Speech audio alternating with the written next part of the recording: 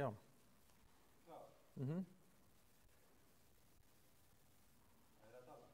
Já, ég klár. Ég frábær. Ég get þetta. Já, takk. Já, ég gleymdi kaffibollanum á borðinu en það alltaf lagi. Það ekki gott að vera með kaffibollan í höndunum þegar maður að tala svona. Sonja ennþá í húsinu? Bara vertu sætt og hafðu gaman að þessu. Tilbúin? Já. Þá það bara... Já. Góðan dag og velkomin á þessa netráðstefnu aukið samstarf safna á Vesturlandi. Það nú alltaf þannig að þegar það bein útsetting þá geta hlutinni klikkað og ég biðst velvirðingar á því hvað eru komin sein í loftið en það alltaf sagt það ekki að fallir farar heill og þetta verður bara þeim mun skemmtilegra hjá okkur í dag. En við erum að senda hérðan úr Safni Hóls og Borgarfjarðar af fasta sýningunni Börn í 100 ár og það afskaplega viðeigandi að vera að senda hérna út úr þessu umhverfi vegna þess að söfnin okkar á Vesturlandi og reynir bara alls þær í heiminum eru okkar samfélögum gríðarlega mikilvæg og eru rauninni sál samfélagana. Hérna og þar og hérna eru varðveitt og miðla sögu, menningu og listum.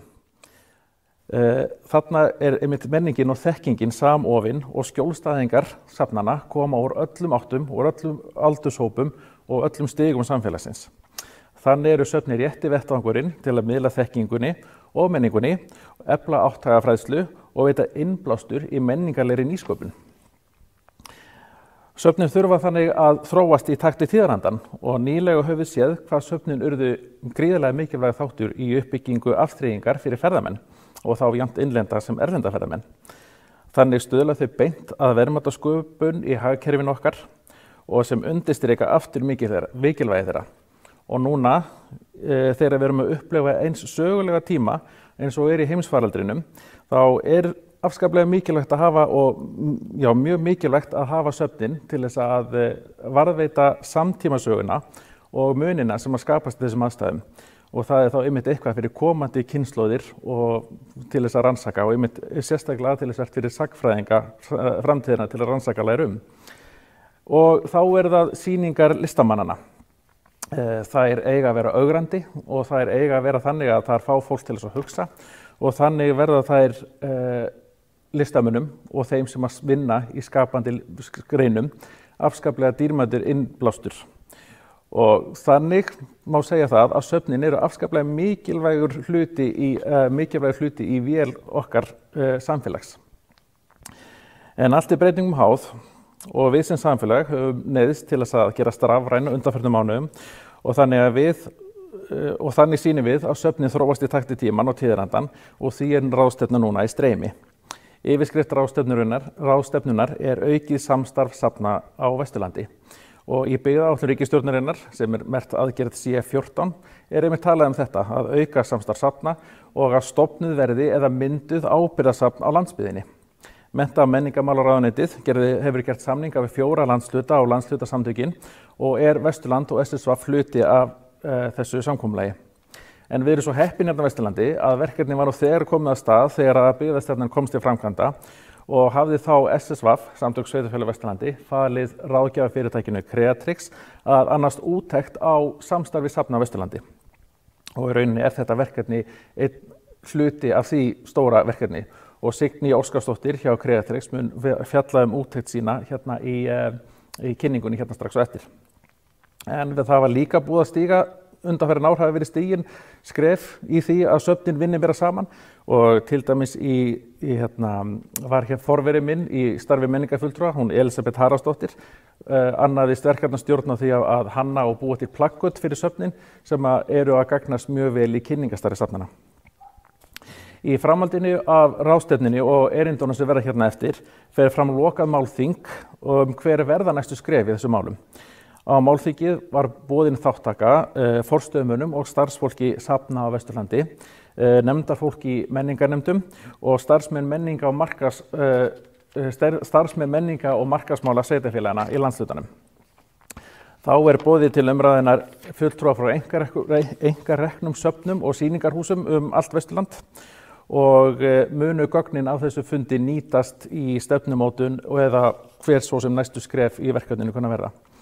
En svo ég fari stuttlega yfir dagskrána, þá eins og sagði áður, þá rýður Creatrix á vaðið og kynnir úttekt á samvinnu vestlenskra safna. Eftir það tekur til máls Þóra Björk Ólafsdóttir sem framkvæmdastjóri safnaráðs og útskýrir hugtækið ábyrgðasafn og lagalegt umhverfi safna á Íslandi í dag. Þar á eftir kemur Ragna Gestsdóttir sem frá Minjasafninu á Akureyri en hún ætlar að kynna fyrir okkur safnaklasann Eyjafirði sem þykist hafa tekist mjög vel upp og mjög gagnlegur hluti í samstarfi safna á Eyjafjarðarsvæðinu. En við kannski með svona alltaf norrlenskt þema hérna í dag vegna þess að Hlynur Hallsson, hann kemur eftir Rögnu en hann safnstjóri Listasafnsins á Akureyri og hann ætlar að fjalla Listasafnið sem núna nýopnað eftir að fara gegnum gagngerar endurbætur og það verið mjög athyglisvert að heyra hvað hann hefur að segja. Listasöfnin nefnilega afar mikilvæg í flóru safna á landsbyggðinni. En þessi viðburður skipulagður af SSVAF og í samstarfi Creatrix. Ég, Sigursteinn Sigurðsson, menningarfulltrúi hjá SSVAF og útsending í höndum Munin kvikmyndagerðar og það Heiðar Mar sem útsendingastjóri. En þá nú bara ekki eftir neina að bíða. Ég lýsi þessa ráðstöfnu setta og Signý Óskarsdóttir hjá Creatrix kynni nú úttekt á samvinnu safna á Vesturlandi. Verkefni sem ég ætla að kynna fyrir ykkur viðtalskönnurinn. Heitir aukið samstarf safna á Vesturlandi og var gerð 2019 eins og ég sagði áðan. En verkefni fólst í því að taka viðtöl við forstöðumenn safna á Vesturlandi. En einnig voru tekin viðtöl við safnverði og safnafólk og starfsfólk safna fyrirgefiði. Viðtalsramminn var nokkuð opinn en við lögðum upp með að biðja forstöðumenn að lýsa starfsemi sinnar einingar svona í stuttu máli, segja frá samstarfi við aðila í sveitarfélaginu og samstarfi við önnur söfn og menningarstofnanir á Vesturlandi. Og einnig voru þátttakendur beðnir að lýsa þeim tækifærum sem þeir sáu til að efla samstarfssafna og menningarstofnana á Vesturlandi. Og einnig var rætt hvað þyrfti til svo að þessar hugmyndir fengju brautargengi og mögulegar hindranir. En það var ekki gerð tilraun til þess að greina fýsileikann á því samstarfi sem viðmælendur leggja til. Og eins og ég sagði áðan þá þetta einungis viðhorfskönnun að ræða og hugmyndir þeirra sem starfa í söfnunum dregnar.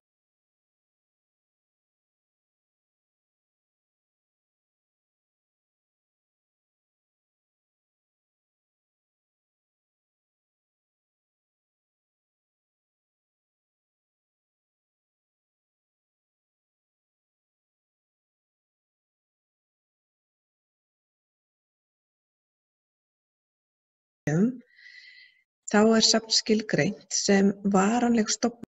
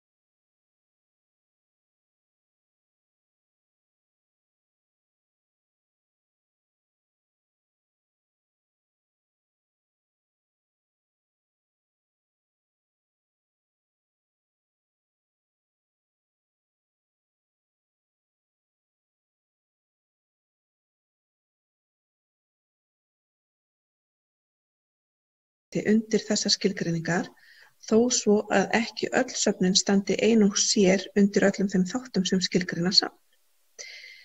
En það ljóst að samstarf safna gerir það að verkum að minni söfnin standa betur undir nafnbótinni. Það því gengið út frá því, eða var gengið út frá því í þessu verkefni að söfnin sem fjallað geti með einum eða öðrum hætti kallað sér safn í þessum skilningi. Tekin voru viðtöl í þessum ofangreindu sveitarfélögum á Vesturlandi og undir hverju sveitarfélagi má sjá heiti safna í eigu eða einhverju leyti í rekstri sveitarfélagana. Og í viðtölunum kom fram að mörg safnanna eru í töluverðu samstarfi innan sinna sveitarfélaga og það samstarf bæði við ýmsar stofnanir eins og skóla, leikskóla, dvalarheimili, félagasamtök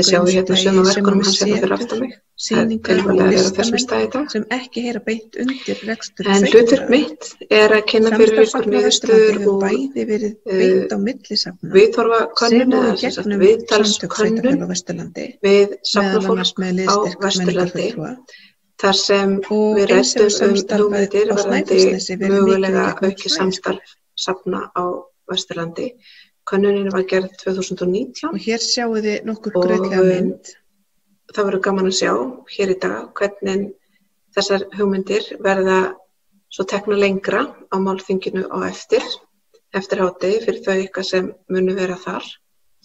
En ég held að ég muni bara vinda mér í kynninguna og vonast til þess að sjá flest ykkar svo á málþinginu eftir hádegið. Verkefni sem ég ætla að kynna fyrir ykkur viðtalskönnunin heitir aukið samstarf safna á Vesturlandi og var gerð 2019 eins og ég sagði áðan. En verkefni fólst í því að taka viðtöl við forstöðumenn safna á Vesturlandi. En einnig voru tekin viðtöl við safnverði og safnafólk og starfsfólk safna fyrirgefið. Viðtalsramminn var nokkuð opinn en við lögðum upp með að biðja forstöðumenn að lýsa starfsemi sinnar einingar svona í stuttu máli, segja frá samstarfi við aðila í sveitarfélaginu og samstarfi við önnur söfn og menningarstofnanir á Vesturlandi. Og einnig voru þátttakendur beðnir að lýsa þeim tækifærum sem þeir sáu til að efla samstarfssafna og menningarstofnana á Vesturlandi. Og einnig var rætt hvað þyrfti til svo að þessar hugmyndir fengju brautargengi og mögulegar hindranir. En það var ekki gerð tilraun til þess að greina fýsileikann á því samstarfi sem viðmælendur leggja til. Og eins og ég sagði áðan þá þetta einungis viðhorfskönnun að ræða og hugmyndir þeirra sem starfa í söfnunum eru dregnar hérna fram og þær voru svo greindar út frá gögnunum í ákveðin þemu.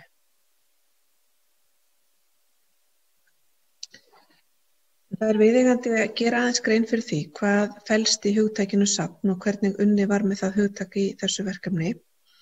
Og í annarri grein samþykkta Íslandsdeildar ICOM, International Council of Museum, þá safn skilgreint sem varanleg stofnun, opin almenningi, sem ekki rekin í hagnaðarskyni heldur í þágu þjóðfélags og framþróunar og hefur það hlutverk að safna efnislegum heimildum sem snerta manninn og umhverfi hans, standa vörð þær, rannsaka þær, miðla upplýsingum þær og hafa þær til sýnis, svo að þær megi nýtast til rannsókna, fræðslu og skemmtunar.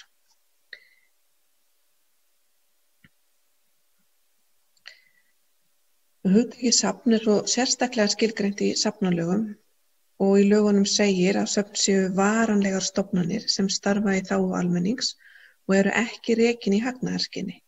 Þau skulu vera opin almenningi.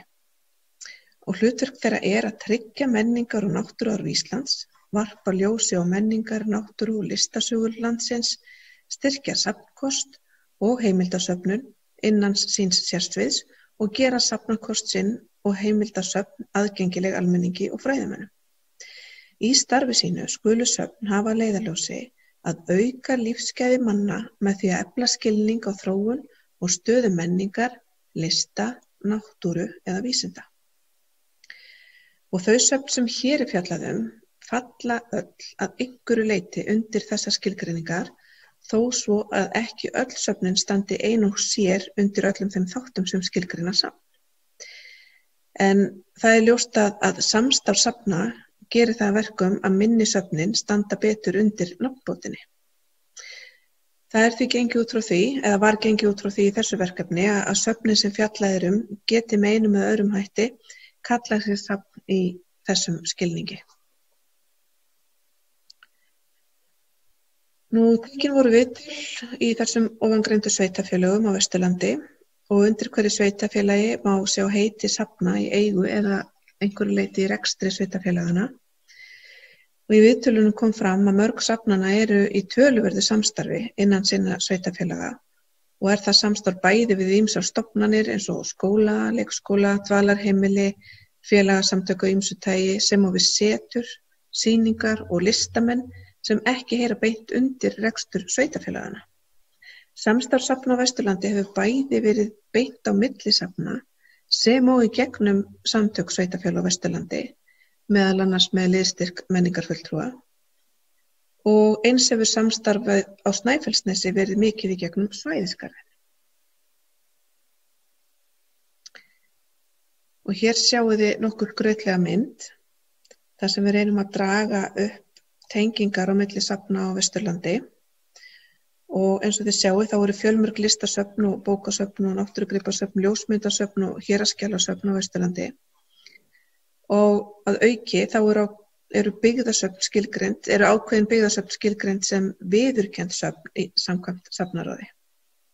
En það eru 4 söfn á Vesturlandi, rekin af sveitarfélögunum sem teljast viðurkennd söfn í þessum skilningi og það eru byggðasafn Dalamanna, byggðasafn Snæfellinga og Hnappdæla, þess að Norska húsið, byggðasafni í Görðum Akranesi og byggðasafn Borgarfjarðar eða safnahús.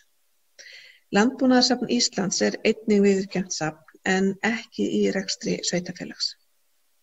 Í sumum sveitarfélögum þar sem ekki eru starfandi héraðsskjalasöfn sér þjóðskjalasafn það verkefni. Sá háttur einmitt hafður á hjá Snæfellsbæ, Stykkishólmsbæ, Grundarfjarðarbæ, Helgafellssveit og Eyja- og Miklaholtshreppi. Og hér var einungis, eins og áður kemur fram, rætt við safnafólk sem starfar í söfnum sem eru í eigu eða rekstri sveitarfélaga á Vesturlandi. En þess ber þó að geta að auk þeirra safna þá eru fjölmörg önnur söfn, setur og sýningar og samtök sem ekki heyra beint undir sveitarfélögin en eru í samstarfi eða tengjast safnamálum á Vesturlandi. Og þar má nefna svæðisgarðinn Snæfellsnes, landbúnaðarsafnið á Hvanneyri, Snorrastofu, samtök sveitarfélaga á Vesturlandi og áfram mætti telja. Á myndinni sem við sjáum hér gerð tilraun til þess að teikna upp það samstarf sem endurspeglast í rekstrarformi safnanna. Og ef þið finnið Stykkishólmsbæ þarna á myndinni þá það ágætis dæmi hvernig tengingarnar eru.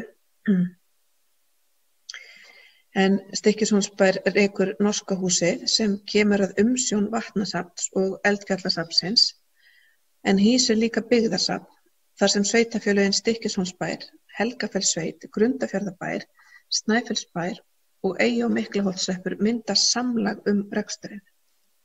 Þannig að þið sjáuð að tengingarnar eru mjög sterkar og liggja víða.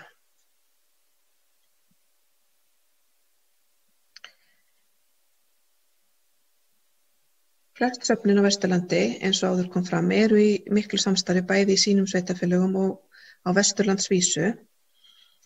Og við skulum skoða hérna þær hugmyndir sem safnafólk hafði aukið samstarf. Og þegar við vinnum með hugmyndundar sem framkomu í viðtölunum, þá gátum við auðveldlega settar fram í eftirfarandi 4 flokka. Það eru sem sagt markas- og kynningamál, samvinnu, sameiginleg verkefni og ný eða sameinuð söfn. Þannig að þegar eitthvað kom endurtekið upp, þá fluttum það til í svona þema og gátum þá greint þessa 4 flokka út frá svörum viðmælenda.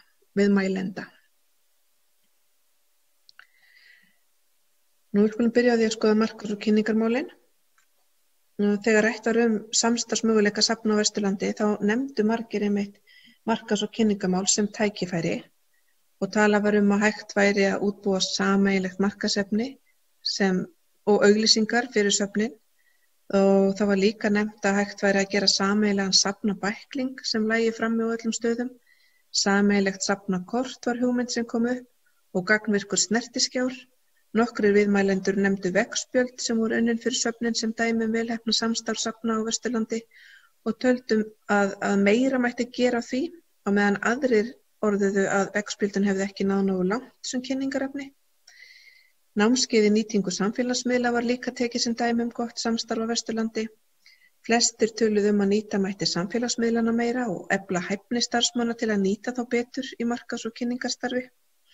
Og í því samhengi var rætt að söfnin gætu miðlað og deilt efni og viðburðum hvert fyrir annað. Þá nefndi einn viðmælandi að gera mætti sameiginlegt aðgangskort og skipuleggja safnarhring á Vesturlandi fyrir ferðamenn. Annar nefndi að það gæti verið gott að fá markaðsstofu Vesturlands til að heimsækja ferðaskrifstofur fyrir söfnin og sjá hvort að hægt vera að láta þau passa inn í ferðir ferðahópa eða skipuleggja ferðir fyrir starfsfólk ferðaskrifstofa í söfnin sjálf.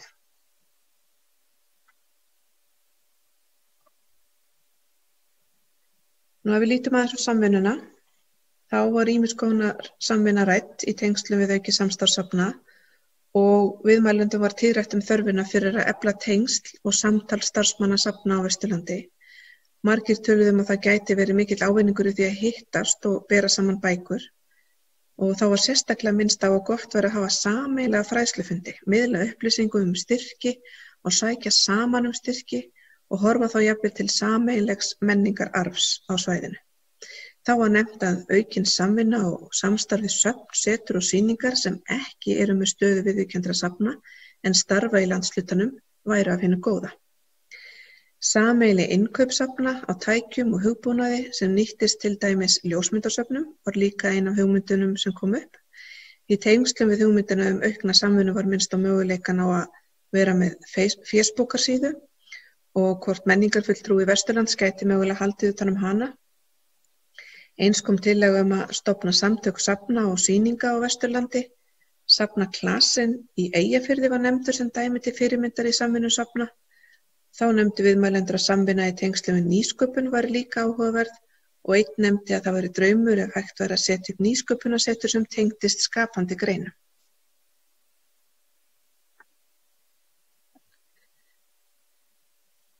Og varðandi sameiginleg verkefni, þá voru það nokkru viðmælendur sem nefndu að þeir vildu sjá fleiri sýningar fara á milli staða og að gripir af öllu svæðinu væru sýndir. Það var talað málþing safna á Vesturlandi og sú hugmynd kom upp nokkuð oft og við erum hér í dag að koma aðeins til móts við þá hugmynd. Rætt var að á slíku þingi væri hægt að eiga samtal samstarfssafna og standa sameiginlegri fræðslu, námskeiðum og heimsóknum sérfræðinga og enn og aftur þá erum við á þeirri vegferð hér í dag. Einn aðili taldi að ef slíkt þing ætti að vera gagnlegt þá þyrfti sveitarstjórnarfólk og fulltrúar í menningarnefndum að hafa aðkomu að einhverju leyti og tækifærið einmitt í dag. Það var rætt sameiginleg miðlunar- og rannsóknarverkefni að það væri hægt að skipuleggja þau saman og þá kom líka fram hugmynd hvort að hægt var að fara í samstarf í gæðastarfi og eins var það nefnt að nauðsynlegt væri að beita sér markvisst í viðræðum við ríkið fjármögnun safna. Og viðmælendur töldu að vel væri hægt að sameinast tæki og hugbúnað fyrir söfnin, sérstaklega fyrir héraðsskjalasöfn og ljósmyndasöfn, fara í samstarfsverkefni í tengslum við varðveislu rafrænna skjala og eftirlit. Og þá nefndi einn viðmælandi hugmynd að starfsfólk safna gæti átt vinnuskipti, að það starfaði tímabundið í öðrum söfnum og fengi þannig reynslu og þekkingu sem nýttist í heimasafninu. Og svo var einnig hugmynd stofnun félags söfn og sýningar á Vesturlandi. Þannig að þá erum við komin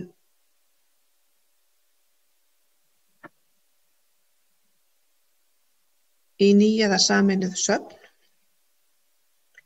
og hér var verið að tala að möguleikan á að vera með sameiginlegt héraðsskjalasafn sem hluta af lausn vegna aukinna krafna slík söfn með tilkomu nýrra reglugerðar og aukna áherslu á rafræna varðveislu.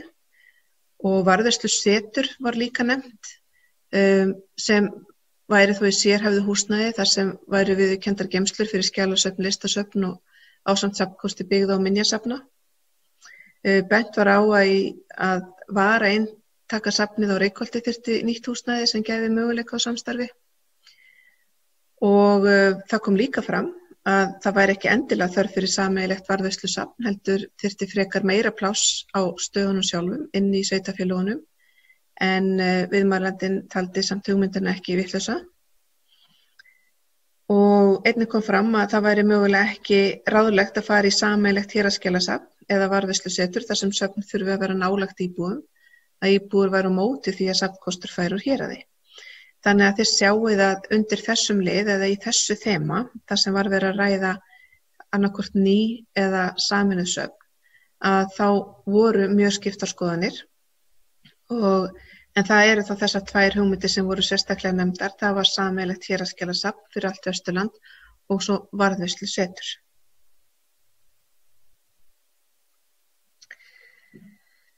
Nú við spurðum líka viðmælendur hvað þyrfti til að auka samstarfssafna og hérna eru nokkri svona punktar dregnir saman. Oft var fólk að telja fram sömu hugmyndir eða sem sagt sömu þarfir til þess að efla samstarfið. Og þið sjáu að þarna verið að tala vilja sveitarstjórna að faglegri og uppbyggjandi starfsemi viðurkenndra safna í fjórðungnum. Og það þarf að koma einhvern veginn á stað umræðu rafrænu stjórnsýsluna á vettvangi sveitarstjórna og hérna hittast oftar, fari heimsóknir á milli safna, fræðslufundirnir, þetta hefur allt komið fram á það áður. Við þurfum að sýna frumkvæði stendur þarna. Varðandi ljósmyndasafn þá þarf starfsmann og gera starfssamning. Það þarf líka að vera eitthvað gulrót fyrir þá sem eiga að vera að taka þátt í samstarfi. Það þarf að vera eitthvað virði í samstarfinu og að verkefni séu verði og að samstarf auðgi og auðveldi vinnu þeirra sem koma að samstarfinu. Og þarf að passa vel inn í mælanleg markmið. Nú helstu hindranir, þetta svolítið tekið beint upp úr samtölunum, þá talað skort á fjármagn og mannauði og það svolítið tíðrætt og það var líka talað að það væri mikilvægt að sjálfstæði hverja stofnunar haldist og það þarf að koma til að metnaði eiganda safna, að efla gæði safna en ekki draga úr kostnaði vegna reksturs. Þannig að þið sjáuð að þarna svolítið verið að vísa til fjármuna og hérna rekstraskilyrða. Og svo náttúrulega getur verið hindrun þessi landfræðilega og mismunandi saga menning milli héraða. Aftur, samstarf kostar tíma og peninga sem eru mjög svo takmörkuð auðlind viðurkenndra safna, stendur hér. Skortur á vinnuafli á söfnum og meiri en nægileg verkefni fyrir sem þarf að sinna. Og það getur verið erfitt að sameinast markmið og tilgang í auknu samstarfi. Helsta hindrun gæti líka verið lágur menntunarstuðull, fáir sem mennta sig í bókasafns- og upplýsingafræði, einfaldar starfslýsingar, einungis gert ráð fyrir störfum sem krefjast stúdentsprófs og ekki hægt að gera þá kröfurnar. Engar hindranir ef vilji til og svo ólíkur veruleiki safnanna. Þannig að þetta var svona mennt sem hugsanlegar hindranir í auknu samstarfi. Þá þessu erindi mínu lokið og ég vonast til þess að hitta flest ykkar á málþinginu á eftir og þakka fyrir mig í bili. Komið sæl. Já, við þökkum Signý fyrir þessi orð og það var virkilega athyglisvert að heyra hvað það eru margar góðar hugmyndir sem að koma frá safnafólkinu sjálfu, fólkinu sem á gólfinu svona sem menn segja og það greinilegt að þarna greinlega mjög frjór og skapandi hugur sem þarna að baki. En ég ætla nú tækifærið og minna á að þeir sem að taka þátt í málþinginu ættu núna að vera búin að fá hlekk í tölvupósti til þess að fara þar inn. En næst á mælendaskrá Þóra Björk Ólafsdóttir sem framkvæmdastjóri Safnaráðs Íslands og hún ætlar aðeins að fræða okkur hlutverk safna í íslensku samfélagi. Góðan daginn. Ég vil byrja að þakka því þakka fyrir það að fá að halda erindi á þessari ráðstefnu samtaka sveitarfélaga á Vesturlandi aukið samstarf safna á Vesturlandi. Þóra Björk Ólafsdóttir heiti ég og framkvæmdastjóri Safnaráðs. Ég viðskiptafræðingur og með meistarapróf í safnafræði og hef rannsakað nokkur rekstrarumhverfi safna. Í dag ætla ég að fjalla stuttlega umhverfi safnastarfsemi á Íslandi frá lagalegu sjónarhorni, faglegu og aðeins rekstrarlegu. Eins og þið sjáið þá ég á mjög næmitranáta að taka upp einhvern Zoom-forriti þegar andlitið á mér sem er agalega lítið í horninu fer fyrir textan þá reyni ég að færa mig í burtu. En við skulum bara sjá hvort þetta gangi ekki bara vel. Ég vil hefja þennan fyrirlestur með því að hamra á 5 þættu hlutverki safna. Þið kannski þekkið þá öll, en þessa 5 grunnþætti safnastarfs verða söfn að sinna til þess að vera söfn.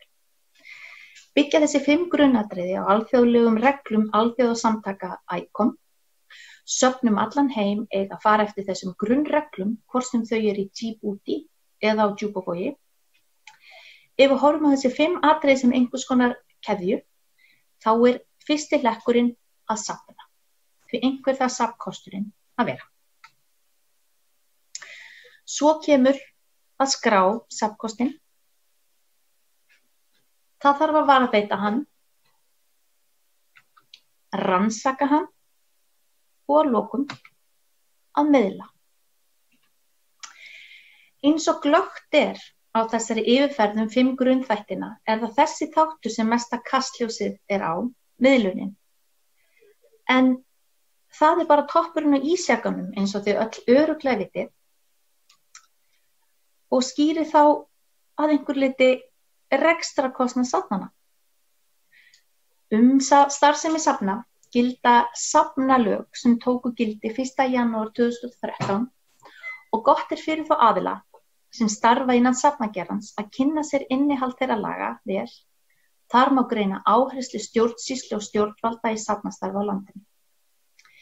Í safnalögum segir að söfn með fastan rekstur og rekin til að þjóna íslensku samfélagi.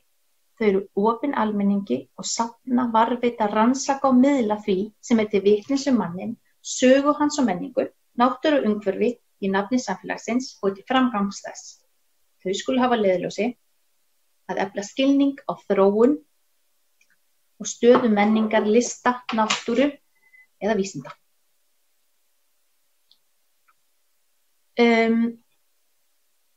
Auk safnalaga númer 141/2011 gilda eftirfarandi lög.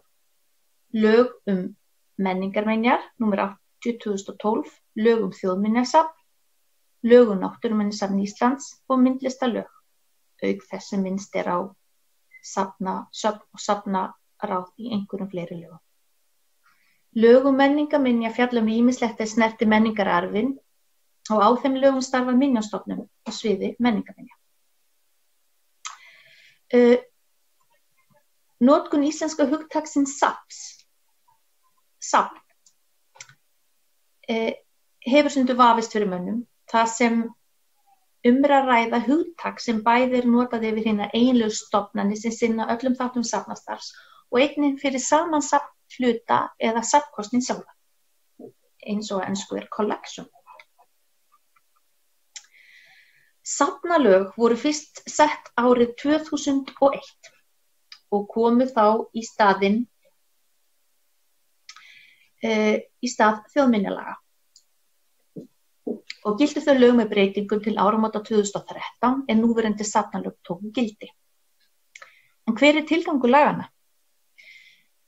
Hann að setja safnastarfsemi í landinu fastari skorður, að úthluta fé til safna á faglegum forsendum, stuðla að öflugu safnastarfi, stuðla að aðgengi almennings að menningar og náttúruarfi, skilgreina skyldur og skilyrði viðurkenndra safna og skilgreina ábyrgð ríkisins á faglegum rekstri safna með öflugu eftirliti. Það telst sjálfsagt og eðlilegt að ríkið hafi umsjón, eftirlit og vald með ákveðnum þáttum í okkar samfélagi. Það getur til dæmis verið vegna almannahagsmuna eða vegna þess að starfsemin verður ekki rekin nema með aðkomu ríkisins. Hér á glærum má sjá grunnskilgreiningu á söfnum í safnalögum. Notkun safnaheitisins, það að segja safn, þó frjáls og gerir það verkum að ýmis konar rekstur sem ekki telst til safnastarfsemi samkvæmt lögum notar safn sem hluta af nafni sínu. Til þess að greina á milli þeirra sem nota safnahugtaki frjálslega og hinna sem nota það faglega var í safnalögum tekin upp formleg viðurkenning safna. Nú eru með reglugerðum skýr skilyrði fyrir því að hljóta viðurkenningu sem safn. Það má hins vegar hafa í huga að starfsemi ekkert endilega best borgið við það að sækjast eftir viðurkenningu, því skyldurnar sem fylgja viðurkenningunni kunna í sumum tilfellum vera of íþyngjandi. Í safnalögum minnst á aðra safnastarfsemi. Aðra en viðurkennd söfn. Þar eru nefnd safnvísar, setur og sýningar. Að skilgreina hvað fellur í hvaða flokk ekki einfalt. Sjálfsagt eru í hátt í annað 100 einingar sem falla í þennan flokk, Melrakkasetur, Njálusetur, Landnámsetur, Þórbergssetur, Huldusteinn, Steinasafn Petru, Draugasetrið, Wales of Iceland og svo mætti lengi telja. Margs konar metnaðarfull setur og sýningar blómstra á landinu, en þau henta ekki alltaf að vera viðurkennd safn. En þó hef ég alltaf hvatt til þess að rekstraraðila þessara safnvísa, setur og sýninga horfi til þeirra skilmála sem settir eru fyrir viðurkennd söfn, enda getur það auki fagmennsku í faginu sem slíkum. Viðurkennd söfn verða að vera varanlega stofnanir. Það safn sem ráðherra hefur veitt viðurkenningu og fenginni til lögsafnaráðs. Það getur verið með tiltekið starfssvið eða starfssvæði og það á að tilgreina það í stofnskjali þess. Hlutverk safnaráðs að fjalla viðurkenningu safna og safnaráð hefur sendir tillögu til ráðherra, en ráðherra í raun og veru viðurkennir söfnin formlega.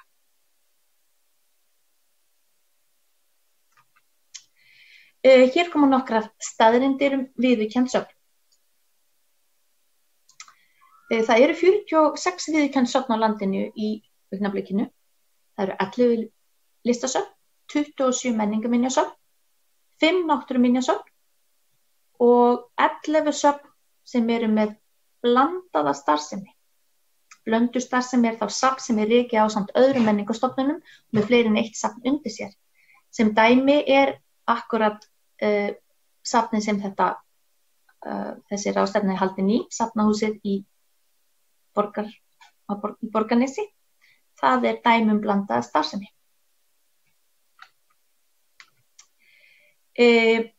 Flest söfn eru í eigu sveitarfélaga.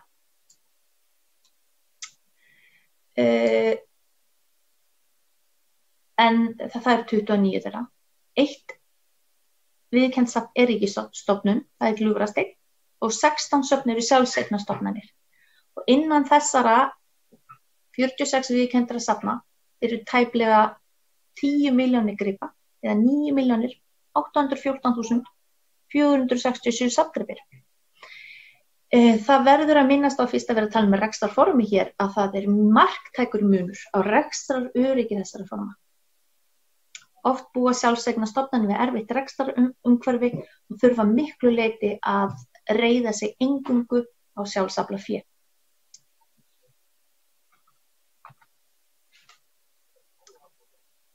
Að öðlast viðurkenningu. Þessi skilyrði eru sett til að tryggja að söfn séu varanlega stofnanir með skýran starfsgrundvöll. Og ég þreytist ekki að hamra þeirri kröfu sem settir á eigendur safna að tryggja safninu fjárhagsgrundvöll svo hægt sé að halda út í eðlilegri starfsemi. Rekstrargrundvöllur safna verður að koma frá eigendum eða bakhjörlum Við verðum að horfa á þetta sem menningarstarfsemi sem ekki stendur undir sér, með sértekjum. Það bara grundvallar atriði. Hérna var ég eru talin upp skilin til að öðlast viðurkenningu, eignarhald, það þarf að hafa sjálfstæðan fjárhag, aðskilin frá öðrum rekstri, starfa til stofnskrá, starfa við skilmála eftir skilmálum safnaráðs. Það þarf að veita skólanemendum aðgang án gjaldtöku, aðgengi að húsnæði skal vera í samræmi við lög og reglugerðir og svo skal starfa í samræmi við siðareglur alþjóðaráðs ICOM, auk þess að starfa eftir ákvæðum laga. Alþjóðlegar siðareglur ICOM eru skrifaðar inn í safnalög. Viðurkennd söfn eiga að starfa eftir þessum alþjóðlegu siðareglum til þess að eiga möguleika á því að vera viðurkennd safn. Alþjóðlega siðareglur og samþykktir safna eru gefnar út af alþjóðaráði safna ICOM og í raun og veru eru þessi grunnþættir safnastarfs sem ég taldi upp í byrjun byggðar á þessari skilgreiningu ICOM á hvað safn og á alþjóðlegu siðareglum. Og ég hvet ykkur til þess að kynna ykkur það vel ef að þið starfið innan þessa gera.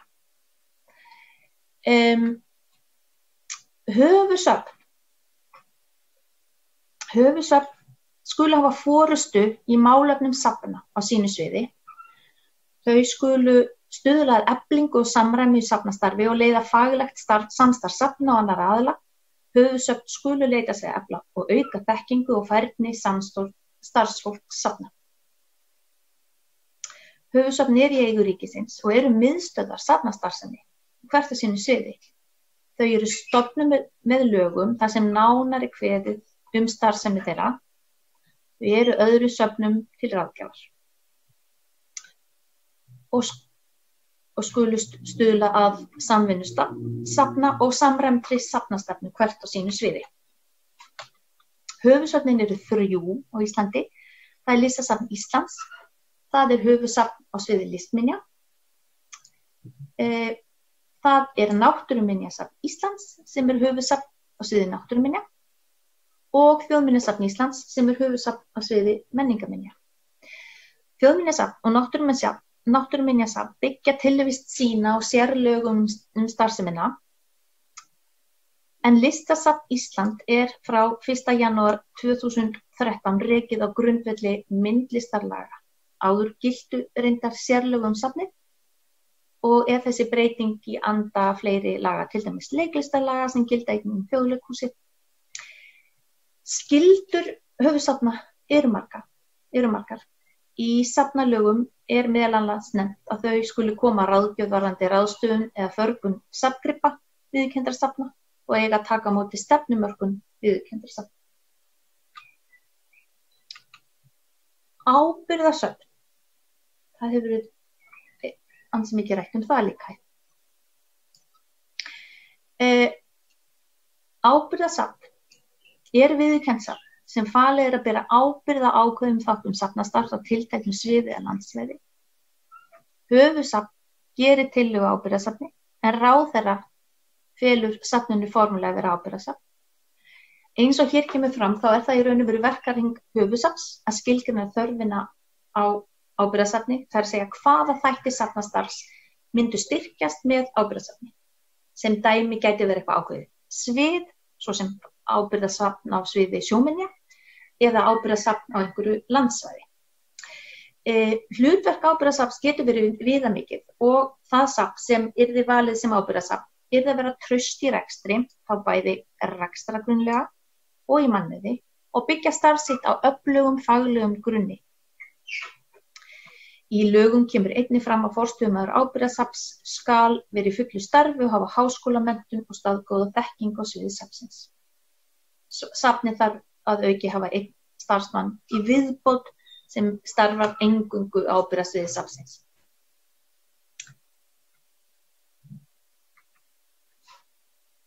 En varðandi hvernig ábyrgðarsafn yrði ákvarðað, ef til þess kæmi, mennta- og menningarmálaráðherra samþykkti tillögu höfuðsafnanna og safnaráðs val á ábyrgðarsöfnum árið 2017. Í tillöguna kemur meðal annars fram að eftir að höfuðsafn hefur skilgreint þörf fyrir ábyrgðarsafn og safnaráð gefið álit sitt tillaga höfuðsafns eða safnanna sent til ráðuneytisins. Og eftir að safnaráð myndi samþykkja tillöguna, þá verði auglýst eftir viðurkenndu söfnum sem telja sig þess umkomin að gegna hlutverki ábyrgðarsafns á auglýstu sviði. Umsóknir yrðu þá metnar á höfuðsafni söfnum, safnaráð myndi gefa álit á því og tillaga niðurstöðu send til ráðherra til samþykktar. Nánar myndi vera samið verkefnið í samningi milli hlutaðeigandi aðila, en ég vil koma framfæri að ekki hefur komið á því að þessi þáttur safnalaga hefur komið til framkvæmdar og eru í raun og veru ýmsar ástæður fyrir því. Helst það að ekki hefur verið fastsett hvernig samningurinn er í fjármagnaður, það er að segja ekki hefur ákvarðað fjármagn í fjárlögum eða fjármálaáætlun. En þó hefur við verið svolítið að hugsa máta hvernig þessu yrði framfylgt. Til dæmis með þeim styrk sem menntamálaráðuneytið veitti til skoðunar og rekstri og samvinnu safna sem þetta málþing byggir á, ef mér skjátlast ekki. Hér má sjá hlutverk safnaráðs eins og þau eru skrifuð í safnalög, ég ætla nú ekki að lesa þau upp. En safnaráði stjórnsýslunefnd sem skipuð af mennta- og menningarmálaráðherra til 4 ár í senn. Safnaráð rekur skrifstofu sem er sem sagt rekin af framkvæmdastjóra sem er ég. Ráðið er ráðgefandi nefnd gagnvart ráðherra og meginhlutverkið er þá að hafa eftirlit með safnastarfsemi í landinu, vinna stefnumörkun safnastarf, fjalla viðurkenninga safna og veita umsagnir styrkumsóknir í safnasjóð. Í safnaráði sitja 5 aðalmenn, 2 aðilar formaður og varaformaður skipaðir án tilnefningar af ráðherra, 1 aðili tilnefndur af FÍSOS, Félag íslenskra safna og safnana, 1 aðili tilnefndur af Íslandsdeild ICOM og 1 aðili tilnefndur af Sambandi íslenskra sveitarfélaga. Forstöðumenn höfuðsafna sitja einnig fundi safnaráðs stöðu sinna vegna og þar undirbyggst það mikla og góða samstarf á milli ráðsins og höfuðsafnanna. En auk þessara verkefna sem er talin hér upp, hefur ráðið unnið að mörgum verkefnum sem tengja safnamálum og safnastarfi og eru miklu og góðu samstarfi við ýmsa aðila innanlands og utan. Úr safnasjóði er úthlutað 2 sinnum á ári, það er aðalúthlutun á vori. Þar er veitt bæði styrk til 1 árs og öndvegi styrkir til 2 til 3 ára og öndvegi styrkir fara eingöngu til viðurkenndra safna. Auka úthlutun seinni hluta árs, þeir styrkir eru eingöngu til viðurkenndra safna og veittir til að efla faglegt starf safna. Nú, í ljósi áhrifa COVID-19 var ákveðið að hafa úthlutunina fyrr og hún er í gangi núna. Og síðasti úthlutunar umsóknardagur er í dag, föstudaginn 12. júní. Rekstrarfé safnaráðs og safnasjóðs er nú 250 milljónir árlega sem skiptist í styrki til safna og safnastarfsemi, kostnaði við eftirlit með söfnum og svo rekstur safnaráðs og skrifstofu. Eftirlit með viðurkenndum söfnum er þríþætt. Þetta er stór þáttur af starfsemi safnaráðs. Viðurkenndu söfnin þurfa að taka þátt í þessu hverju ári með einhverjum hætti. Eftirlit með rekstri safns, þau senda inn árlega skýrslu viðurkenndra safna til ráðsins. Þar veita söfnin safnaráði upplýsingar rekstur sinn og í þessum skýrslum safnast mikið af tölfræðilegum upplýsingum. Við höfum tölur mörg ára aftur í tíma og þetta eru mikilvægar upplýsingar sem það væri ánægilegt að vera að vinna betur úr. Við erum með eftirlit með húsakosti safnsins og þetta er eftirlit sem fer kannski hvert safn fer í gegn á svona 5 ára fresti. 38 söfn, ef ég skemmtlast ekki, hafa farið í gegnum þetta eftirlit.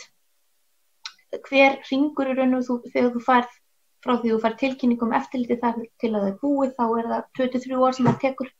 Það eru menntaðir forverðir sem sitja í eftirlitsnefnd safnaráðs og sinna þessu eftirliti. Svo það eftirlit með skráningu gripa. Það hófst núna, bara núna í vor, með samhliða styrkjum og safnasjóði frá 2020 til skráninga.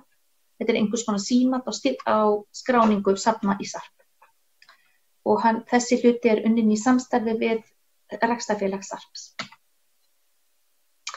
Eftir þessa stuttu skýringar á starfsemi viðurkenndra safna augljóst að rekstrarkostnaður þeirra fer að miklu leyti í það sem við safnafólk köllum faglegt starf. Starfið bak við tjöldin.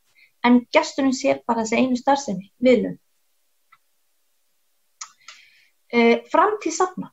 Ég vil byrja að hamra hinu augljósa. Söfn, ekki fremur en annar menningarrekstur verða rekin með aðkomu ríkisvaldsins, hvort sem það sveitarfélag eða ríkið.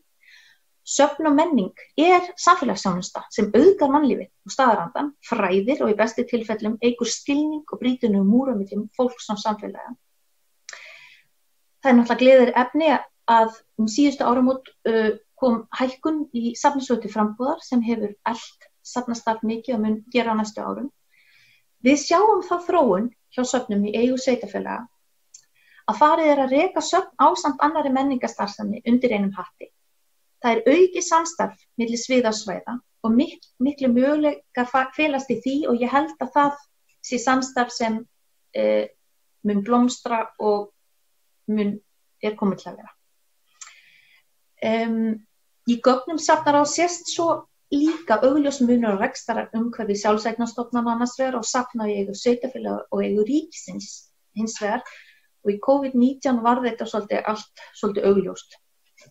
Glögglega sást viðkvæm staða margra, sértekjur krafa há hjá söfnum, eigu sveitarfélag og ríkis, það áhætta þáttur. Eins og ég talaði viðkvæmu stöðu sjálfseignarstofnana sem reiða sig að sjálfsafla fé nánast eingöngu. Höfum kannski sett á mikla vonir að tekjur frá ferðamönnum. Það þarf að endurskoða þetta. Sjálfsafla fé, safna, það að segja aðgangseyrir og slíkt. Í raun og veru bara nýta til að sinna auknum verkefnum sem því fylgja og kannski öðrum svona bætandi verkefnum en ekki til þess að reka grunnstarfsemi safnsins. Ég minni á að eigandi safns á að tryggja fjárhagsgrundvöll fyrir eðlilega starfsemi þess og það kemur fram í safninu. Þegar ég spyr fólk í kringum mig framtíð safna sem ekki í safnageiranum, þá oft viðkvæmið opna upp söfnin, færa þetta til fólksins, safniðin í hverfin, meira stafrænt. Í raun og veru alltaf verið að tala aðgengismál. Í COVID-19 höfum við aðeins fengið nasasjón af þeim möguleikum sem hægt að gera. Það var krafist þess að söfni myndiloka. En í því í öllu þessu neikvæða sem COVID-19 hefur fætt okkar, þá gerðist líka eitthvað frábært. Þróun sem hefði kannski átt að taka mörg ár, gerðist á nokkrum mánuðum. Söfnin voru mjög responsive, ef ég má sletta, og hugmyndari hvernig var að hafa starfsemi sín í gangi í samtali við gestin, þau læra stafræna tækni og samfélagsmiðla og í raun má segja að það sé þessi þróun sýni það að það kannski allt hægt. Það að nálgast gestinu mjög fjölbreyttum hætti. Með aðgengi má líka ræða það aðgengi sem þarf að vera á forsendum gestsins og hans styrkleika. Við erum náttúrulega alls konar. Við erum á ólíkum aldri, með ólíkan bakgrunn, reynslu og þroska. Söfn hafa við verið mjög opin fyrir að nálgast ólíka gestahópa og að styrkjast og eflast í því. Þau eru oft á tíðum öflug málpípa samfélagsins og réttlætisins. Hlutað aðgengi eru líka höfundaréttarmál, en með opnun höfundaréttar hægt að miðla safnkostinum. Það þarf nú alltaf að athuga að það sé gert á réttandu forsendum gagnvart höfundaréttar hafa, en viðurkennd söfn og ríkissöfn hér á landi hafa gert samning við Miðstöð nýtingu þess safnkosts sem í höfundarétti og í þeim samningi getur menntakerfi nýtt sér safnkostin til fræðslan kostnað. Ég hvet ykkur til að athuga það vel, þið sem eru frá söfnum. En við sjáum samt það að framtíðin felur þessu öflugra samstarf. Það byggir allt á því. Það alltaf verið að tala samstarf og við viljum ekki vera í sílóum. Við sjáum þetta þverfaglega að starfa þvert á stofnanir, þvert á bara tegundir safna, þvert á bara alla geira. Það mun efla söfnin í framtíðina vegna þess að innan safnanna til þessi eldmóður sem bara græðir allt. Og ég get í raun og veru ekki lokið þessum fyrirlestri hans að minnast á nýju safnaskilgreiningu ICON sem við verið að vinna. En á skilgreiningu eins og ég talaði byggja hugmyndir okkar hvað safn sé. Nú eru uppi hugmyndir að opna og teygja þá skilgreiningu, ég held að sé til bóta, flestir telja að sé til bóta og áhugavert að fylgjast með hver niðurstaðan verður á alþjóðagrundvelli. Lokaorðin mín eru þau að í fyrirrúmi í rekstri ætti alltaf vera metnaður og sanngildi sem leiðarljós ásamt auðvitað samstarfinu. Ég þakka ykkur kærlega fyrir að hlusta og hafið það gott í dag.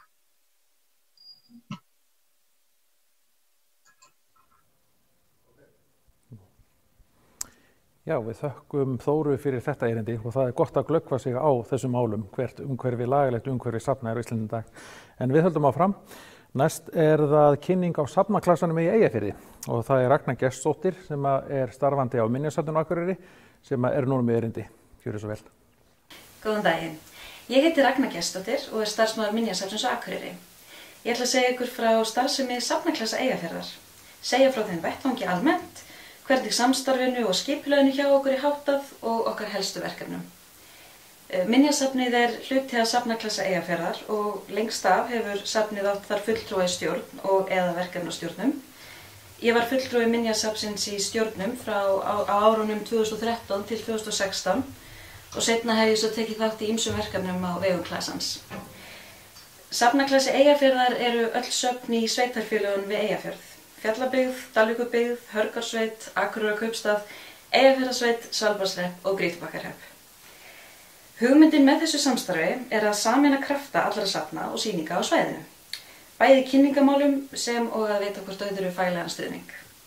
Söfn og sýningar eru oft fámennir vinnustaðir og þar sem fólk þarf að ganga í flest eða ekki öll verk og þau verkefni eru svo sannarlega fjölbreytt og lúta málefnum bæði út á við í samfélaginu sem og allt innra starf. Kynningamál og markaðssetning eru þannig bara einn angi af starfseminni sem safnaklassin hefur að einhver leyti tekið þátt í með það að markmiða að efla ímynd safna á svæðinu með því að minna okkur öll í einu. En við hjálpumst líka að í innra starfinu. Það hefur ekki síður reynst gefandi að geta lært á hvort öðru þegar kemur að skráningu, sýningum og meðhöndlun safngripa. Við erum öll að takast á við þessi verkefni í mismiklu mæli. Safnaklassin næstum öll söfn og sýningar á Eyjafjarðarsvæðinu, eða 20 aðilar, sem eru mjög ólíkir, bæði hvað varðar söfnunarsvið og rekstrargrundvöll. Í safnaklassanum eru söfn sem eru rekin á sveitarfélögum á svæðinu, eins og byggðasöfn, listasafn, bókasöfn, og eins og í tilfelli Minjasafnsins á Akureyri þá það í eigu 5 sveitarfélaga af Eyjafjörð og með rekstrareiningar í fleiri en einu sveitarfélagi og alls 5 söfn á sínum vegum. Sum söfn í safnaklassanum eru í einhverjum tilfellum styrkt af sveitarfélögum en reksturinn í höndum sjálfseignarstofnana eða félagasamtaka sem byggja reksturinn á sjálfsaflafé. Einnig eru sjálfseignarstofnanir sem misjafnlega margir koma að, bæði félagasamtök, fyrirtæki og stundum sveitarfélög. Og svo eru það einkarekin söfn sem starfa á forsendum faglegs safna eða sýningarstarfs og eiga þar af leiðandi samleið með okkur í safnaklassanum. Þannig að fyrirkomulag rekstursins á ýmsa vegu. Þetta samstarf hefur í gangi í 15 ár og auðvitað hafa aðilar komið og farið úr þessu samstarfi og bæði söfn og sýningar orðið til og hægt starfsemi. En þessi vettvangur, safnaklassin, hann bara hugsað sem viðbót við starfsemina og sem faglegur vettvangur fyrir safnafólk á svæðinu. Safnaklassin sér ekki kynningamál fyrir söfn eða sýningar að öðru leyti en að taka á móti kynningarefni sem söfn leggja til þegar ákveðið að fara í sameiginleg verkefni. Safnaklassin þannig viðbót við allt sem söfnin þurfa að starfa að sjálf til að halda sjón. Þannig að þegar og ef einhver starfandi á safni, þá getur viðkomandi tekið þátt í þessu samstarfi. Að starfa svona saman getur í ákveðnum verkefnum gefið mun meira vægi. En það ekki heldur alltaf sem söfn sjá sér fært að taka þátt í samstarfinu og getur það bara ráðist á breytilegum ástæðum og aðstæðum hverju sinni, opnunartíma, starfshlutfalli og mannafla. En aðalega til að geta verið með, þá þarf safn eða sýning að vera með fulltrúa í samstarfinu, einhvern sem talar fyrir hönd safnsins og getur tekið þátt. Safnaklasin kannski ekki þekkt sem eining svona út á við, allavega ekki undir þessu heiti, en það ekki hugmyndi með samstarfinu. Það eru allir með sína starfsemi á eigin vegum og með sín sérkenni, söfnuna og sýningarstefnu og rekstrarform. Það eru allir með annarkvort eigin heimasíðu eða aðra samfélagsmiðlasíðu. Allir útbúa sitt kynningarefni og vinna í að koma sér og sínu safni á framfæri. En samfélagið meðvitað að það eru mörg söfn á svæðinu. Við höfum náð að skapa þá ímynd með bæði safnadögunum okkar og sameiginlegum auglýsingum. Fólk veit af okkur, þó þurfum við kannski oftast að gera eitthvað sérstakt til að fá nærsamfélagið inn í heimsókn til okkar á söfnin, ekki bara ferðamenn. Og þar sem við erum með í okkar félagsskap, til dæmis bókasafn, listasafn, byggðasafn, sjóminjasafn, torfbæ, mótorhjólasafn, flugsafn, leikfangasafn, skáldahús og fleiri, þá eru verkefni safnanna mjög ólík. En við eigum samt margt sameiginlegt, bæði í þessu innra og ytra starfi. Við erum öll að halda utan safnkostinn okkar á einhvern hátt, skrá í gagnagrunna og koma haganlega og aðgengilega upplýsingum og heimildum fyrir, sem eru auðvitað forsendum fyrir því að gera það sem hefur verið safnað aðgengilegt, bæði til rannsóknar og skemmtunar, sem það að gera í tengslu við sýningahald og viðburði. Og það auðvitað það sem við erum öll líka að gera. Við erum að gera sýningar, við erum að halda viðburði, við erum að skemmta og fræða og taka á móti gestum. Og ég ætla að segja ykkur stuttlega frá helstu verkefnum sem við höfum staðið að í gegnum árin. Þau sem hafa styrkt okkur og við teljum að sé mikilvægt að við vinnum í saman sem heild. Eða við teljum allan að við fáum eitthvað aukalega út úr þessu samstarfi. Og þetta eru þá sem sagt okkar sameiginlegi bæklingur sem við höfum gert í samvinnu við álíka félagsskap hjá nágrönnum okkar í Þingeyjarsýslu. Ég ætla að segja ykkur frá eyfirska safnadeginum, samsýningu safnana, námskeiðum, fyrirlestrum og öðru sem við höfum verið að gera saman. Og ég ætla að byrja að tala um það sem snýr að kynningamálum og ímyndinni, semst bæklingnum, safnadeginum og sýningarhaldi. Það ætti að hafa birtast annars slagið í þessu erindi hjá mér myndir af ýmsu kynningarefni okkar gegnum árin, sameiginlegar auglýsingar, myndir frá viðburðum og þið hafið séð nokkra útgáfur af því sem við höfum verið að gera og hvernig það hefur þróast. En bæklingurinn, hann hefur komið út þegar við höfum fengið styrk frá Eyþing eða sóknaráætlun Norðurlands eystra. Við höfum gefið bæklingin út 6 sinnum. Við höfum þá prentað upplag sem dugir okkur í svona 2-3 ár og svo endurnýjum við, bætum hann og breytum.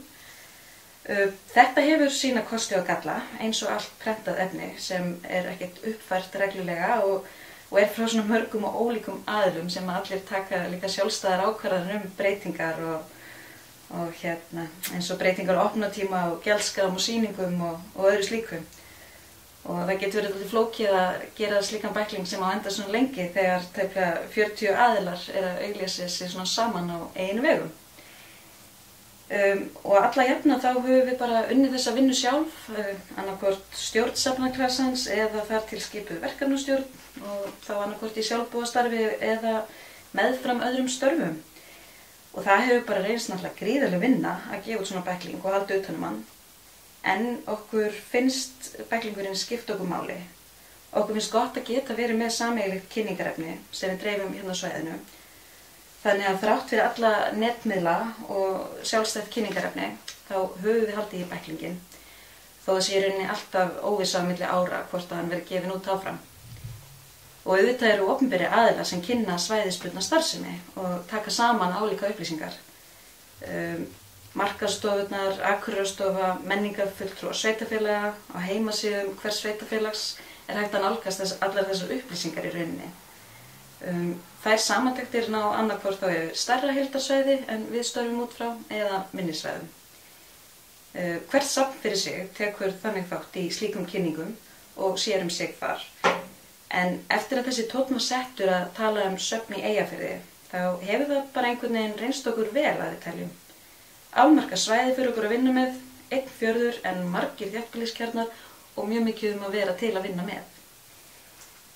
Og varðandi safnadaginn, svona safnadagar eru auðvitað víða land í ólíkum útfærslum. Við höldum okkar í Eyjafirði á sumardaginn 1. sem í enda apríl. Við færðum hann fyrir nokkrum árum, við vorum alltaf með hann fyrstu helgin í maí. Okkar nálgun á safnadaginn var að þetta gagngert til að kynna söfnin fyrir nærsamfélaginu. Það Það hefur alltaf verið frítt á söfnin þennan dag og við höfum verið að reyna að gera okkur aðgengileg fyrir íbúum á svæðinu. Þess vegna heldum við þetta líka svona fyrir utan mesta ferðamannatímann. Það skapar alveg líka smá vandamál því auðvitað eru mörg söfn sem eru bara með opið á sumrin og eru á þessum árstíma varla að byrja með starfsemi eða komið starfsfólk. Þess vegna ekki endilega alltaf öll söfn með á þessum degi. Það fer bara eftir aðstæðum svona hvert vor fyrir sig. En við erum oftast á bilinu 15-20 aðilar sem taka þátt í deginum. Við höfum svona til gamans haft þema á safnadaginn sem hvert safn útfærir svo bara eins og þeim hendar. Það fyrst og fremst gert til að sýna að þó við séum svona ólík þá getum við fundið sameiginlega snertifleti. Hversu frjálslega túlka sem það svo hjá hverju safni. Samsýning safnaklasans í menningarhúsinu Hofi á Akureyri var angi af þessu. Við opnuðum sýninguna oft á safnadaginn eða í kringum þann tíma og gripirnir fengu að standa sumarið. Markmiðið var að sýna hvað fjölbreytileikinn mikil á svæðinu, en við erum það mörg að bara einn gripur frá hverju safni gaf mjög góða mynd af fjölbreytileikanum sem var í boði. Og þetta svona í grófum dráttum starfið okkar út á við, þó margt hafi auðvitað breyst og verið gert í gegnum árin.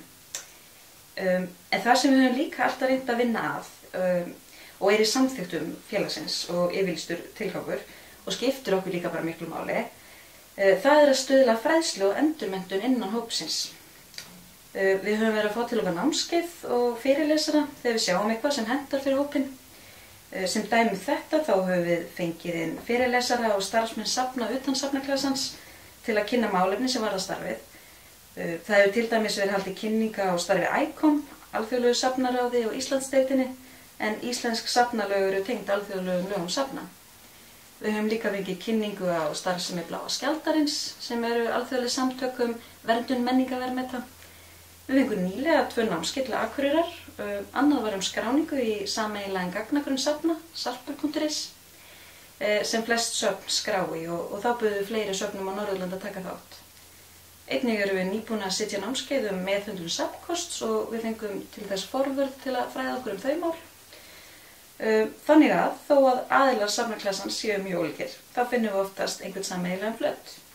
Auðvitað henta ekki öll námskeiðin alltaf öllum og það taka ekki allir alltaf þátt, en bæði söfnunar og sýningarstarfi, það sameinar okkur líka. Og eitt af því sem við höfum verið að gera undanfarin ár að fara svæðið og heimsækja hvort annað. Við skiptumst á að halda aðalfundi og svo í kjölfari þá sýnum við hvort öðru hvað við erum að gera. Sýnum sýningarnar okkar, skoðum húsakynni og geymslurnar. Þannig kynnumst við og fáum stuðning, kannski leitum við ráða, fáum hugmyndir og auðvitað aukum við þá bara skilningin okkar á störfum og aðstæðum safnanna í kringum okkur. Það alltaf eitthvað nýtt að gerast og landslagið í þessum efnum breytast. Svo það bara mjög mikilvægt að halda líka bara góðum tengslum og vita hvað að gerast í kringum okkur.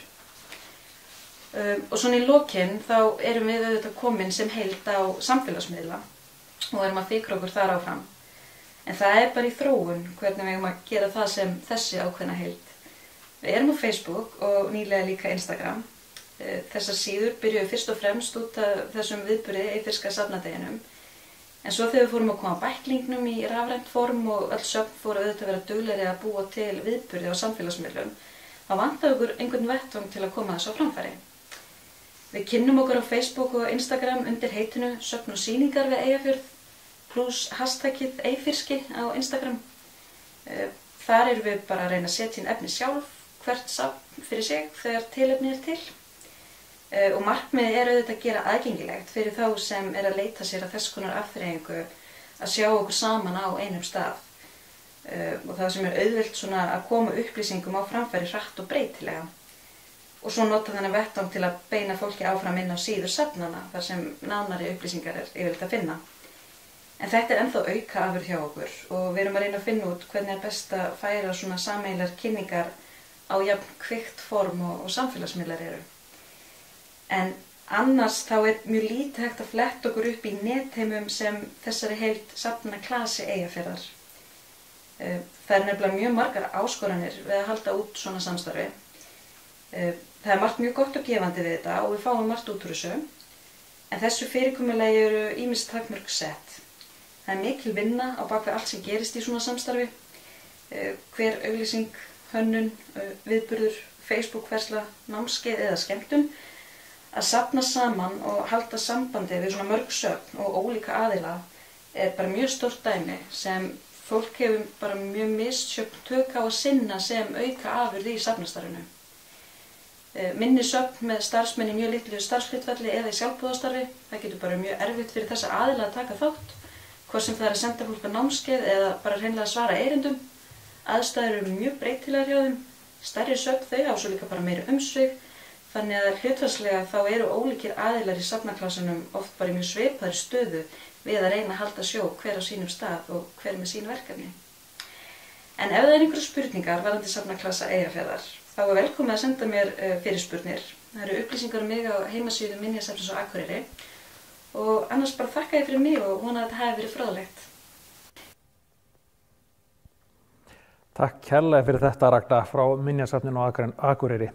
En við erum samt ekki alveg farin af Eyjafjarðarsvæðinu af því að við ætlum núna að kíkja aðeins inn í Akureyri og fara í Listagilið. Þar Hlynur Hallsson, safnstjóri hjá Listasafninu á Akureyri og hann ætlar að kynna aðeins fyrir okkur starfið og hvað að gerast í Listasafninu á Akureyri. Gjörðu svo vel. Góðan dag og velkomin í Listasafnið á Akureyri. Ég heiti Hlynur Hallsson og safnstjóri hérna. Listasafnið á Akureyri var stofnað árið 1993 og hérna staðsett hérna í gömlu mjólkursamlagsbyggingu KEA í Gilinu á Akureyri. Áður var þetta kallað Kaupfélagsgilið en nú gengur þetta undir nafninu Listagilið. Sem sagt í Kaupvangsstræti í miðbænum á Akureyri. Og á 25 ára afmæli safnsins árið 2018 þá opnuðum við safnið eftir miklar endurbætur og stækkun. Þá var efsta hæðin á húsinu, 4. hæðin, tekin í notkun með stórum og björtum sölum og auk þess var byggð tengibygging á milli mjólkursamlagsins og ketilhússins, tengibygging á 2 hæðum með nýjum inngangi í safnið sem aðgengulegur fyrir fatlaða og hreyfihamlaða og kaffihúsi og á efri hæðinni myndlistasalur. Það var arkitektastofan Kurt & Pí sem hannaði þessar framkvæmdir og breytingar sem fólk ansi ánægt með og safnið var tilnefnt til hönnunarverðlauna Íslands og fékk byggingarlistaverðlaun Akureyrar fyrir þessa ný byggingu og þessa framkvæmdir. Safnið það eru 12 salir í safninu, eða 12 sýningarými, getur maður sagt, vegna þess að við teljum hérna með svona útisvalir en notum þess líka sem sýningarými. Og þetta þýðir það að safnið getur verið, það opið alla daga ársins. Þurfum aldrei að loka, jafnvel þó við séum að skipta sýningar og núna í gangi í safninu eru til dæmis 9 sýningar. Við erum nýbúin að opna 5 sýningar og meðan að við vorum að setja upp þær sýningar, þá voru semst 4 aðrar sýningar í gangi. Og þetta skiptir auðvitað miklu máli.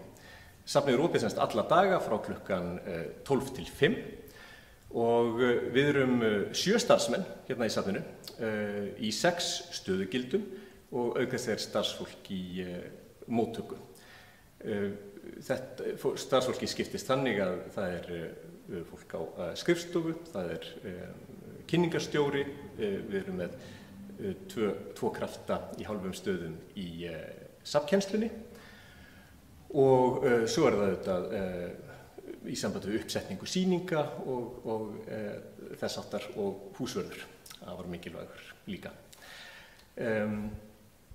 Þegar að þessar umbætur voru í gangi, þegar að safnið var sem sagt þá veltum við auðvitað fyrir okkur hvað þyrfti að vera í safninu, vegna þess að safnið ekki bara listasafn.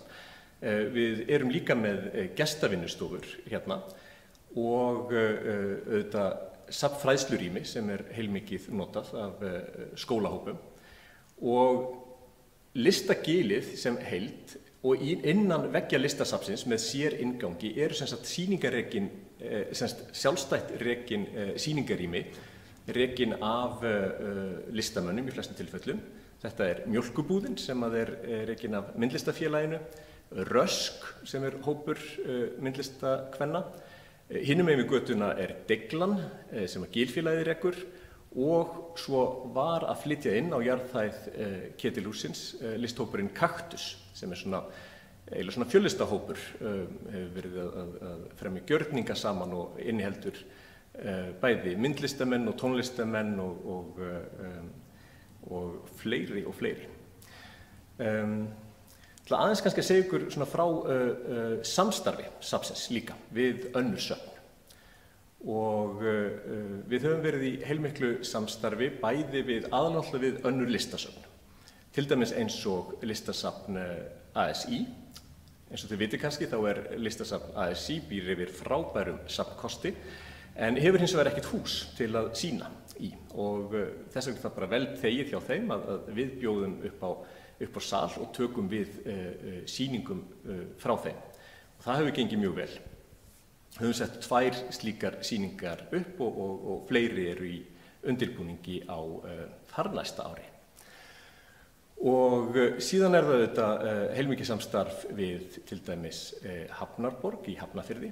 Þar erum við að setja upp sýningu, svona yfirleitt sýningu á verkum Þorvaldar Þorsteinssonar sem opnar á Akureyrarvöku núna í lok ágúst og sú sýning mun fara síðan til Hafnarfjarðar og verða sett upp þar á næsta ári. Við höfum auðvitað verið í miklu samstarfi auðvitað við Listasafn Reykjavíkur, fengið sýningar frá þeim eins og sýningu Lúísu Matthíasdóttur og næsta ári fyrirhuguð svona stór sýning á verkum Erró hér í safninu og Listasafn Íslands sjálfsögðu líka sem svona höfuð safn á sviði myndlistar. Við höfum fengið sýningu frá þeim á verkum Nínu Tryggvadóttur til dæmis og auk þessi verk inn í aðra sýningar eins og sýninguna núna Þorvald Þorsteinsson. Í ágúst þá fáum við lánuð verk frá Listasafni Íslands. Við höfum líka verið í sambandi við söfn eins og Listasafn Árnesinga í Hveragerði. Settum upp sýningu fyrir nokkrum árum á verkum íslenskra samtímalistamanna, 6 og hún var sett upp hér í safninu og fór síðan í Hveragerði, var sett upp þar. Við höfum líka verið í samstarfi við önnur söfn og þetta í heilmiklu samstarfi við Minjasafnið á Akureyri. Ein sýningin okkar hér í safninu, sýning sem stendur alveg í 3 ár, einmitt svona sýning sem segir frá sögu safnsins, segir frá sem sagt úr hverju við komum, að þetta hér var svona iðnaðarsvæði þar sem KEA og sambandið var með heilmikla starfsemi.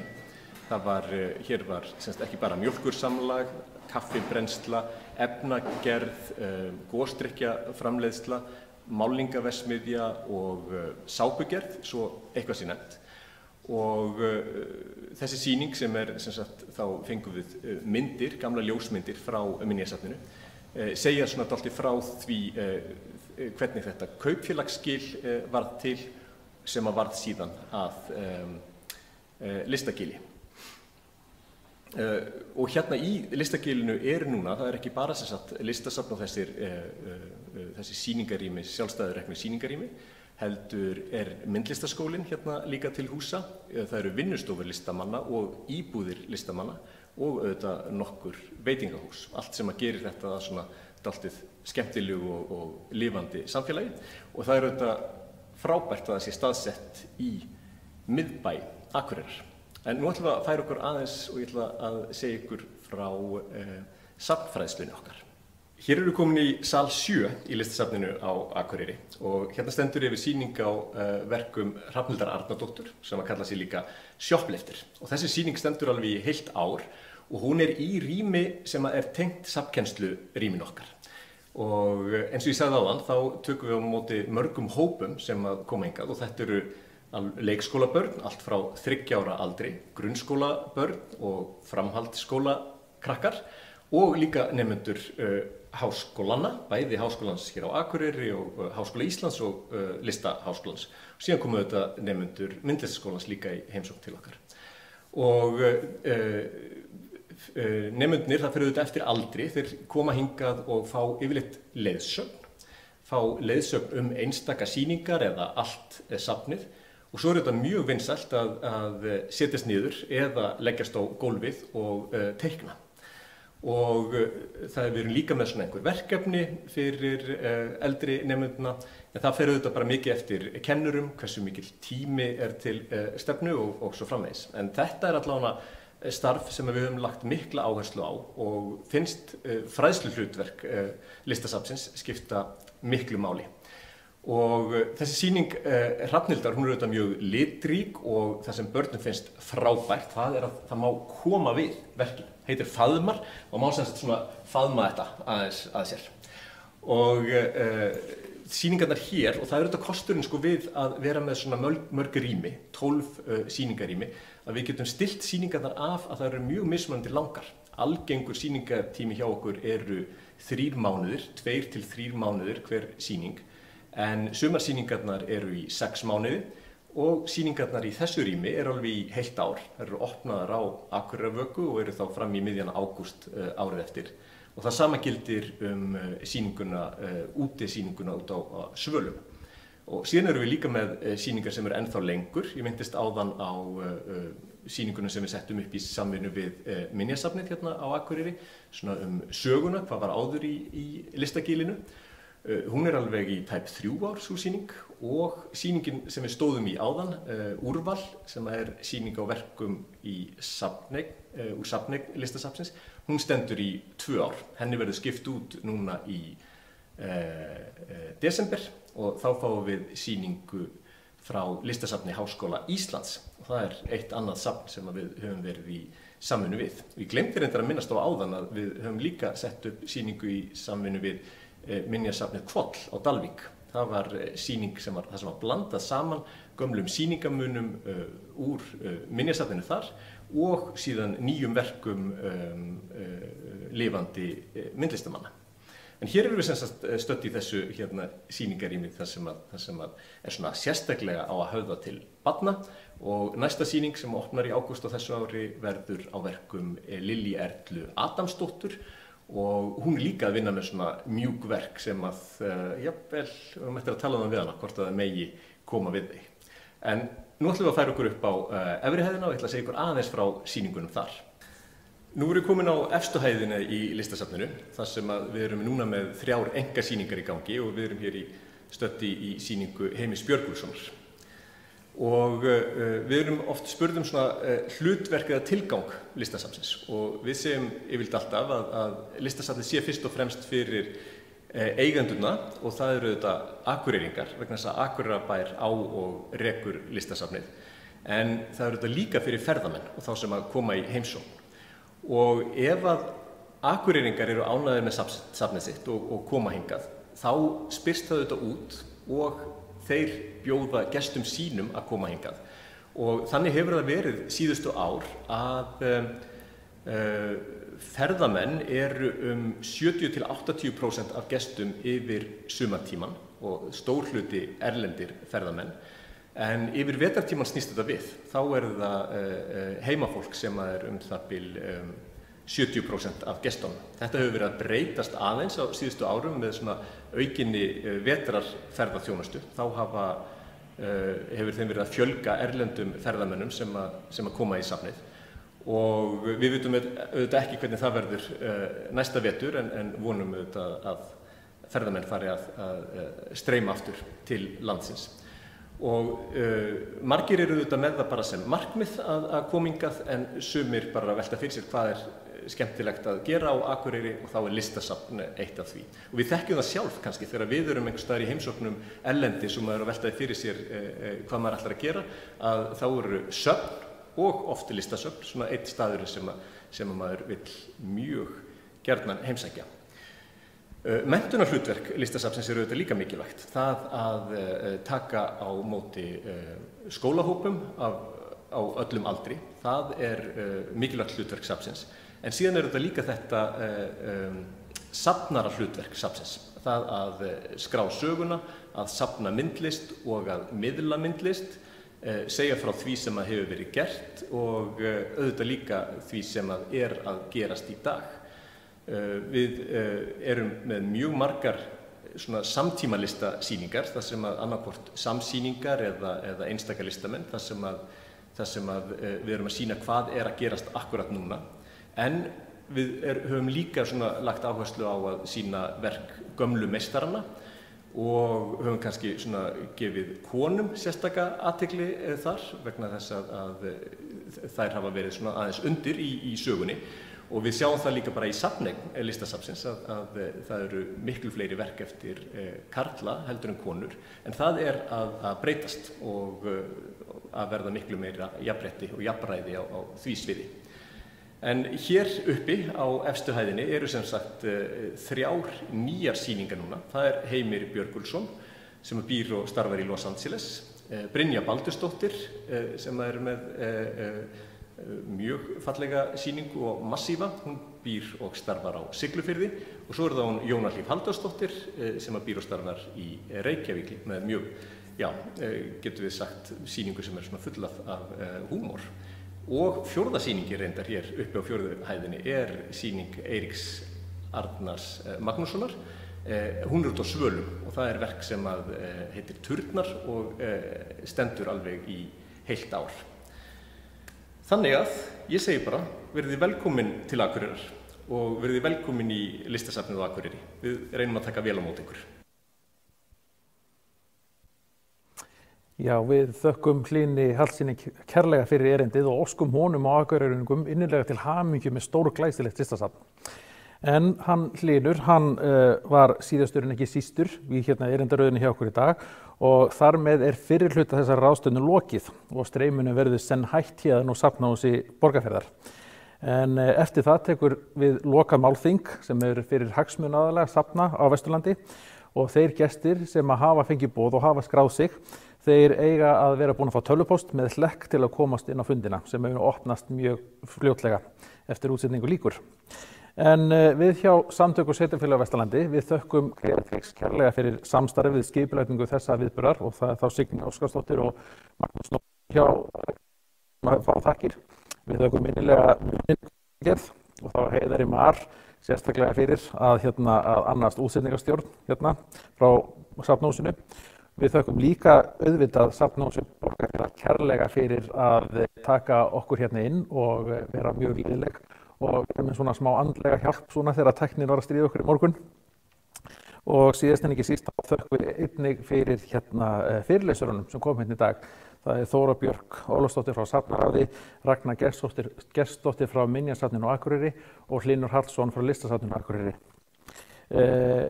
Ég bendi á að upptökurnar verða aðgengilegar á öllum miðlum SSVAF, það Facebook, YouTube og heimasíðan okkar og þakka þá innilega þeim sem hlýddu og verið sæl.